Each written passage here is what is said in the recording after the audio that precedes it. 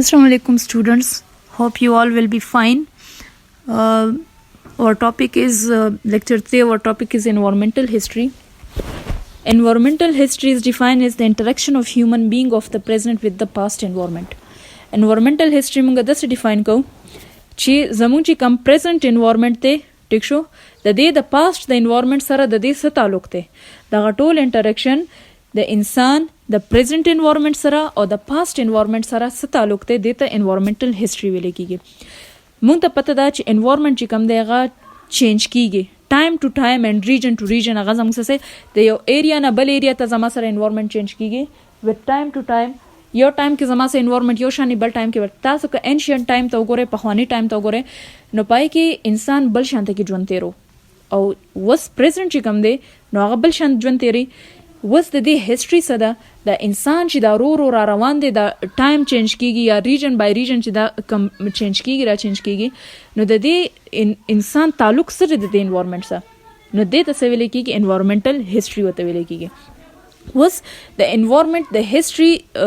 دغه د پاره مونږه فوسل پلانټس چې کوم دي فوسل اورګانیزمز چې کوم دي هغه مونږه یوز کوو ټیک شو کم چې ختم شوی دي دا غي چې کم فوسلز پاتې شوی دي کم باقی مان دا چې پزمکه کې سناسه دا غي نشانات پاتې شوی دي هغه نشانان چې کم دي هغه مونږ راخلو او مونږه سټډي کوو چې پخوانه انسان چې کم دي هغه څنګه و څنګه تاسو په هیستوري او په دې کې کتلی وی چې انډس سیویلایزیشن بم کتلې ټیک شو او غوسه سي د مونجودړو هړ په والا څه کسی پیسې به موریدلې ټیک تا چې پای کې سي پخوانه انسان چې کوم دی غو بس شي یوز کاو دا غي خوراک څنګه او دا غي رهن سهن څنګه ټیک تا دا غي کپڑا پیزار څنګه اغي کبه یو بل ته आवाजونه کول هغه میسجز به کنوي کول نو هغه به په کومه طریقه کنوي کول ټیک شو تاسو به دغه کې په دې وړو کتابونو کې یو سړی شانت کې ورکړي غټه ډمامه نیسلی په کانی باندې ولاړی بخوانه بچ کم دی غو په دې طریقه باندې هغه ډمامه به غول او خلک چې کم دی غره خبره او نن سبا موږ ماډرن ټیکنالوژیز یوز کوو موبایل یو ټک کال او بس خلک خبر ټیک ده نو دا ټول چې کم دی دا هیستوري د انوایرنمنټل هیستوري ده چې وس پخوانه انسان څنګه او پخوانه انوایرنمنت څنګه او دا رو را روان دي نو دا رو د انسان څنګه کیږي او د انوایرنمنت څنګه کیږي دې ټول ته ویل کیږي انوایرنمنټل هیستوري ویل کیږي او انوایرنمنټل هیستوري نالج ګین کېدو د لپاره مونږه فوسل اورګانیزمز چې کوم دي هغه مونږ یوز کوو اوس څنګه مونږ دلته د پلانټ انوایرنمنټل هیستوري باره کې خبره کوو نو مونږ د پلانټس فوسلز چې کوم دي هغه دغه کوو یوز کوو ټیک شو پلانټس فوسلز یوز کوو موږ ته پته لګي چې په خوا په ټایم کې پلانټ څنګه او د هغې ریسورسز څنګه وو هغه څنګه دنګ څنګه نو ټیک شو او اوس چې کوم موږ پلانټس ګورو د دې لپاره څه ریسورسز دي هارمفل افیکټس دا ټول اثرات چې کوم دي د موږ په دې انوایرنمنټل هیستوري کې سټډي کوو انوایرنمنټل هیستوري چې کومه ده دا فار د فرست ټایم یو اس کې ایمرج شوه په 1960 نه 1970s کې په دې کې دا ایمرج شوه واز د انوایرنمنټل هیستوري کمپوننټس دي د دې ټو کمپوننټس دي چې د فزیکل انوایرنمنت په نیچرل ریسورسز باندې څه امپیکټ دي څه اثرات دي نیچرل ریسورسز دي واټر لینډ او دا شي نه دي ټیک ده نیکسټ چې کوم دی سیکنډ کمپوننټ چې دی نو اوس موږ د نیچرل ریسورسز چې کوم دي دا موږ یوز کوو څنګه فار د انکریز اف پاپولیشن ان کمیونټیز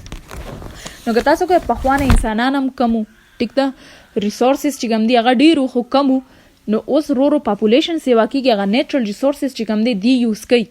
ټیک شو دا غیغه ډیماند چې کوم دی هغه زما سره انکریز کی زموږ سره انکریز کیږي ټیک ده نو دا ټول امپیکټ دي دا ټول کمپوننټس دي د انوایرنمنټل هیستوري او ځکه یو څو انوایرنمنټل هیسټورینز دي انوایرنمنټل ساينټیسټ وته هم ویل کیږي چې هغه د انوایرنمنت په انوایرنمنت کې هغه څه کارونه کړی دي نو تقریبا ان میډ اف 1800s کې د دانانو چې کوم دی غي سناسه په انوایرنمنت باندې کار کړو فرست چې کوم دی ارنست هیکل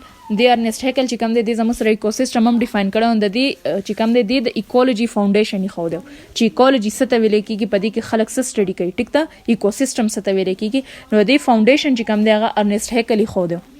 بل چې کوم دی هنری ډیوډ تھوریو چې دی د په وایلډ لینډ په پروټیکشن باندې کار کړو چې مونږه وایلډ لینډ چې کوم دی دا مونږه څنګه پروټیکټ پاتې کو څنګه پریزرو پاتې کو